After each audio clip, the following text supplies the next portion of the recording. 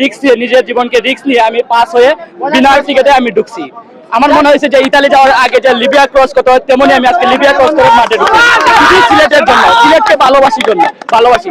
কিন্তু আজকে ওই যে একটা কথা আছে না, পুরান চালে একটু বাদ বেশি দেয়, তেমনই ওই যে আমাদের মুশফিক ভাই আর শান্ত ভাই, লর্ড বাবা যাকে বলা হয়, উনি এমন খেলা দিছে আমাদের পুরা গ্যালারি সিলেটের দর্শকদের মুখ বন্ধ করে দিয়েছে। এটা শান্ত ভাই থেকে আমরা আশা করি নাই। তবে আমি একটা কথা বলতে চাই, বিসিবিকে অনেক ধন্যবাদ। আমাদের সিলেটের মাঠে আমাদের এত দর্শক, এত ভালোবাসা টিকেটদের জন্য, বিপিএলটা ওই সিলেটের মাটিতে উদ্বোধন করার জন্য অনেক অসংখ্য ধন্যবাদ।